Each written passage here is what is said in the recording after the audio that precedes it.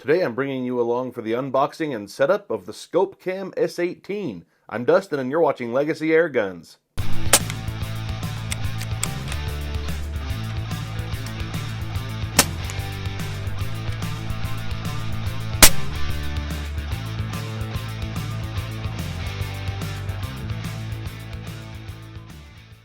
Here is the box up close and let's see what's inside.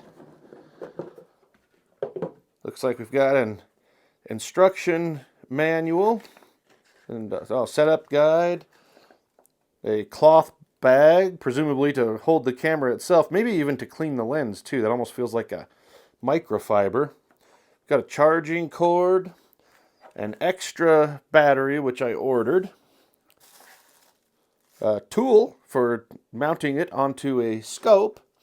These are interesting. If the camera doesn't fit on the end of your scope, if it's too big, these can go in as shims depending on the size of your scope. Looks like there's 3 of them, and I imagine you can even use them together. Actually, it looks like that is what you do, is you use these together, however thickness you need. Right here I've got some screws. Not sure if those are the mounting screws or maybe just extras. And here is the camera. I'm very excited about this because it does not require the use of my phone. I've been using a different setup, and the one I have, it works well for what it is, but it is a phone mount that goes on my scope. And the big problem with that is I'm not able to use the phone for anything else while I'm shooting. Maybe to use like my Element Ballistics app that I use to calculate shots and things. Where with this, if this works out well and ends up being good quality, I'll be able to have my phone free for that kind of stuff. And being a YouTube channel owner as I am, I can also use it to film other footage besides just things, through the scope. One thing I'm really excited about on this is this little knob right here. That is a focus wheel to focus on the reticle. I've used another, not my phone one, but another camera for scopes. I won't name drop, but it was one that did not work out at all because there was no manual focus. You had to focus with the eyepiece on the scope, which means if it's clear on the camera, it's not clear to the shooter. And to me, that is a deal breaker. Whereas with this, I can get the scope set and focus to my eye, and then this focus to the reticle for the purpose of the camera. Right here is the battery. Let's go ahead and open. Yeah, battery is in there already. And then up here, that is where it charges. Apparently it's a USB-C. That was this cable right here. And then there is where my SD card goes, micro SD. That seems to be pretty tight. It seals up pretty nice. Back here, from the reading that I've done online already, if you press and hold this Wi-Fi button, you can connect the phone to the camera via Wi-Fi. So when you're setting it up, you can use your phone as a viewfinder just for the initial setup to make sure you've got the reticle straight in there. You don't need to have the phone on the whole time. Like I said, the phone can be free. There is the power button and photo, and then video to start and stop video recordings. And I will turn that on and let you have a look through this.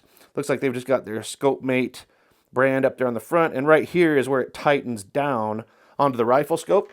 And again, you can use these shims to get it down to the right size. Hopefully, with some combination of those shims, it's going to fit. I plan on putting this on my Element Helix that is on my FX Dynamic, but also be able to use it on other scopes as well. Well, now that you've seen it, let's go ahead and get it set up.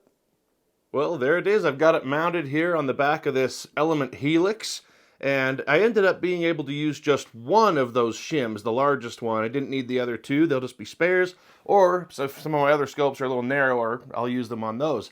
The app, the Scopemate Cam app, was very intuitive to get it set up. And when you click the settings on it, you have a bunch of different options for video quality and things like that. Slow motion options. And now that it's on, I showed you the buttons before, but I just held this Wi-Fi button, and then on my phone, I just had to go into my Wi-Fi, connect to the Scopemate Cam. One day I'll say it right. And then just go into the app and set it right up, no problem.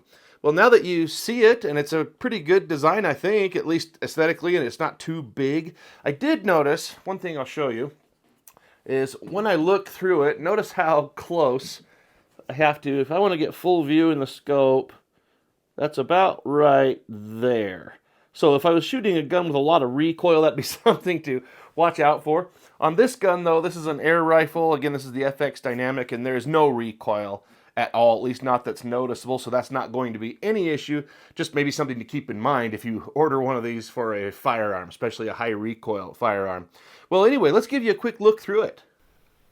Well, there's just a look through the scope, and of course you're not seeing much of an image. I'm in an indoor basement studio here, but I'm just pointing the rifle at an artificial light source. Just wanted to see the reticle, and it seems to actually be pretty clear. And then adjusting the focus of the image, of course, is just done out in the field on the side parallax knob / focus knob on the side of the scope.